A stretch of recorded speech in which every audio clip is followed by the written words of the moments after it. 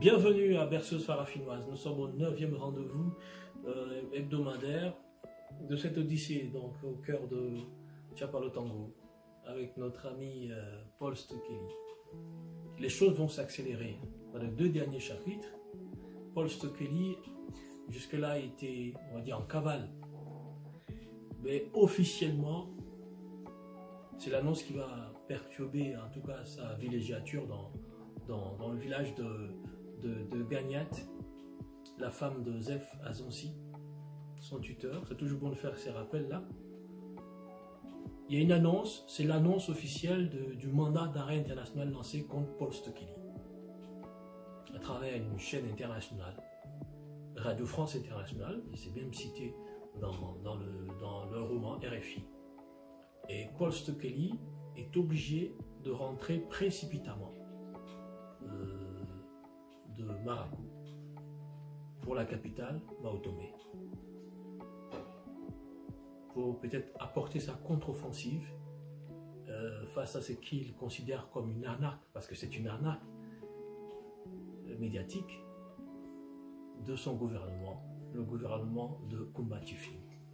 Donc je vous propose d'abord le titre de ce chapitre 9, c'est « Battre la chamade pour l'apothéose ». Tout va s'accélérer dans les 2 derniers chapitres, comme je le disais, avec ce proverbe guébier, encore les guébiers. Et ils étaient au début de ce roman, et ils sont presque à la fin. Et ce proverbe guébier est très intéressant, il dit ceci: c'est à force de diplomatie que le mille-pattes arrive à traverser les maniants. C'est à force de diplomatie que le mille-pattes arrive à traverser les maniants. Proverbe guébier à retenir. Je vous propose de commencer cette lecture à la page 274. Qu'est-ce que Paul Stokely va faire alors qu'un mandat d'arrêt international est lancé officiellement contre lui? L'annonce a été faite sur les chaînes internationales. Paul est au centre d'une relation entre États voisins qui pouvait glisser à tout moment vers un incident diplomatique. Il ne le réalisait pas encore lui-même. Lui, le jeune étudiant fougueux, syndicaliste dans l'âme à ses années campus et journaliste par accident qui avait gravi si rapidement et brillamment les échelons dans le métier. Pouvait-il devenir l'incarnation d'une opposition muselée? À entendre les autorités de Dougoutiana, on se demandait si elles avaient pris la mesure du chef d'accusation de complicité de terrorisme. Le bagou habituel du ministre Dougoutiana de la communication, rival accidentel de Paul, n'arrivait pas à convaincre grand monde. Cette histoire du jeune journaliste à la plume prometteuse, devenu subitement complice de terroristes, était louche.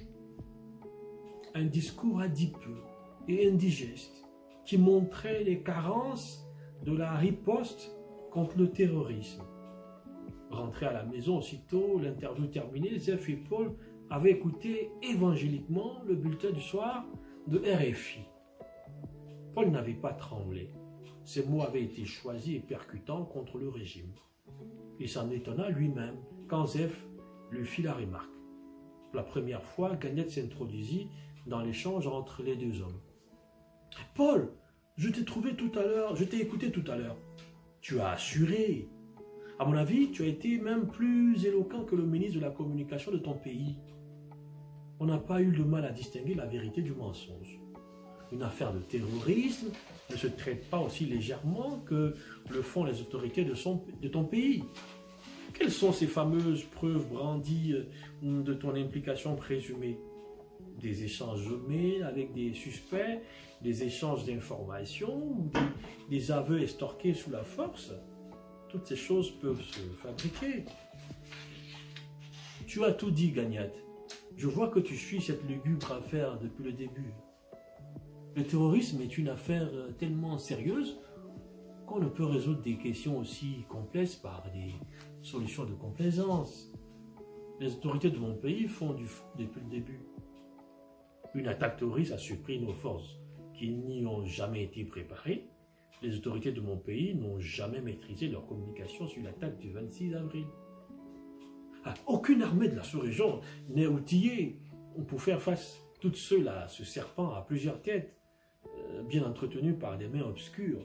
Sinon, qui peut m'expliquer comment des groupuscules dans les régions désertiques attaquent avec des armes de pointe, narguent tout le monde avec des vidéos et des communiqués ventilés dans des agences de presse? S'étonna Gagnac. Dis donc, tu vas fort là, s'exclama Zef, agréablement surpris par la profondeur de la réflexion de sa compagne. Il la savait très cultivée, mais pas aussi détonnante d'arguments. Non, Zef, toi le journaliste spécialiste de la sécurité, tu ne me diras pas le contraire. Qui finance le terrorisme? Ces cerveaux endoctrinés, connus des services de renseignement, qui ont servi les causes obscures. Ces monstres dont on s'est déjà servi. Ces sofas dont on a pu contenir la radicalisation et qui se sont retournés contre leur maître d'hier pour semer la mort dans les rangs de populations innocentes. Ceux qui en payent le prix, ce sont tous ces civils qui ont rencontré le chemin de la mort. C'est révoltant. C'est révoltant. Voilà, Raja Gagnac. Ces nébuleuses sont des moyens de pression contre nos États. Cette lutte contre le terrorisme que nous ne pourrons jamais financer nous sera imposée. Dans cette soi-disant guerre de civilisation contre le terrorisme, Farafinasso ne trouvera jamais son compte. On n'est pas capable de décider des choses qui concernent notre propre sécurité. Notre propre sécurité est financée de l'extérieur. Il ne faut pas s'étonner, argumenta Zef. À table, les mâchoires n'avaient pas chômé malgré les échanges. D'ailleurs, manger en parlant, quand on n'était pas cervellement bien pensant, était possible. Carpe et bananes plantain grillées, semoule de manioc de premier choix, il n'y avait pas meilleure idée pour ravir Paul de Goutianet. L'échange à table avait facilité la digestion. Paul se retira dans sa chambre. La journée avait été longue. D'abord le trajet de Maracou à Mao Tomé. Ensuite cette interview au pas de course réalisée au centre-ville. Il s'affaissa de tout son long. Ses yeux étaient rivés sur le plafond dont la blancheur contrastait avec les instants de destinée brouillée qu'il vivait. Il pensa à Solange et Isaac, à sa mère et à ses sœurs. L'envie de reprendre son ordinateur pour continuer sa missive à sa bien-aimée l'emporta sur son état de fatigue. L'inspiration aimait bien souvent germer sur les terres du sprint existentiel. Celle de Paul avait déjà libre cours sur l'échange de son ordinateur. Solo chéri, à l'heure où je t'écris, je ne sais pas si je serai arrêté bientôt ou si je vais continuer d'être libre du peu de mouvement que l'on m'autorise. Hier, j'ai eu au téléphone ta douce belle-mère. Si je n'avais pas fait le garçon imperméable à toute émotion, j'aurais fondu en larmes comme elle. Mais ce coup de fil m'a fait du bien, comme celui que j'ai passé à ton oncle une semaine plus tôt. On ne parle que de moi à la radio, mais pas en bien. Tu as certainement appris qu'on cherche à m'arrêter pour que je sois jugé à Dougoutiana. Tu sais que je suis incapable de faire du mal à une mouche. Quand je ne suis pas d'accord, je dis non. Je ne sais pas ôter ou faire ôter la vie à mon semblable. Au plus fort de la lutte syndicale, pendant mes 3 années à l'université, j'ai défendu la cause de mes pères étudiants en privilégiant le dialogue. Je hais l'injustice. La violence est impuissante à redresser l'injustice car elle en crée une autre dans le feu de son action. Non, ce n'est pas que j'ai peur de la justice de mon pays, mais cette justice aux ordres, aveuglée, instrumentalisée, rabaissée, infantilisée, ne m'inspire que désolation et indignation. Je fuis pour échapper à sa parodie, mais crois-moi, je ne fuirai pas longtemps. Tout cet imbroglio connaîtra son épilogue. Au fond de moi, je reste convaincu que l'escalier de la vérité triomphera de l'ascenseur de la manipulation. Ce jour-là, toi et moi, nous formerons à nouveau une famille unie. Un bloc familial dont l'épreuve aura conforté la solidité. n'oublie pas que je vous aime. Répète-le en serrant fort notre Isaac. Je ne sais pas s'il y a, il y a lieu de commenter ces passages-là, mais pour moi, c'est un élément fort de ce roman. Cette discussion sur la question du terrorisme entre la femme de Zefa Sonsi, Gagnat, Zefa Sonsi, et Paul Stokeley. Qui finance le terrorisme? Où en est-on avec la lutte contre le terrorisme? Le fil rouge de ce roman, je vous le rappelle, c'est cette attaque du 26 avril à Dougoutiana, une attaque terroriste revendiquée par un groupe terroriste qui a fragilisé la nation dougoutianaise, qui a fragilisé le régime de Kumba Tchefing, avec à la clé ce mandat d'arrêt international contre un journaliste, mais on sent qu'il y a de la manipulation au bout. Et cette discussion-là est une discussion essentielle, est une discussion fondamentale, et j'ai pas besoin de donner en fait mon avis sur la question, mais chacun a son opinion sur la question du terrorisme. Mais pour que le terrorisme soit jugulé, j'estime pour ma part, en tant que citoyen libre,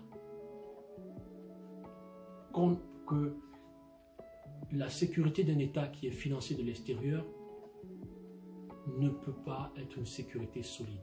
C'est une sécurité extravertie. Et cette lutte contre le terrorisme, justement, est une lutte extravertie pour les pays de Farafinasso. Donc c'était peut-être dans ce chapitre 9 un instant de militantisme, on va le dire romancier, parce que ma plume n'est pas forcément pour les belles lettres. Ma plume aussi, c'est une plume militante. Et personnellement, j'assume le fait que ma littérature est une littérature de parti pris. Et ça, c'est ma signature, je l'assume. Et justement, ce roman, ce n'est pas un roman sur le terrorisme, c'est un roman sur la liberté de la presse. Parce qu'on se rend compte que la lutte contre le terrorisme engage ou implique le musellement des libertés publiques, le musellement des libertés individuelles. Au nom de la lutte contre le terrorisme, les gouvernants d'un État autocratique peuvent se permettre tout. C'est ça la grande question. Quand on est accusé de complicité de terrorisme et qu'on brandit des preuves à la télévision, on ne cherche plus à comprendre si celui qui est accusé de complicité de terrorisme est coupable ou non. La présomption d'innocence saute. Et quand on sait que dans la plupart de ces pays de Farafinasso, la justice est aux ordres, ça pose un véritable problème. Et c'est ce que justement Paul Stokeley essaie de dire dans cette lettre qu'il adresse à Solange et sa femme. Une lettre, on le sent un peu résigné, on sent qu'il est dans un étau, dans une nasse à laquelle il ne pourra échapper. Voilà, c'était un instant militant, un instant fondamental pour moi. Je vous retrouve la semaine prochaine pour le dernier chapitre de Tiapalo Tango, pour connaître l'épilogue de cette histoire. Est-ce que Paul sera arrêté? Comment sera-t-il arrêté? Et que va-t-il advenir du régime de Kumba Tchefing à Dougoutiana? La suite, c'est la semaine prochaine. À bientôt.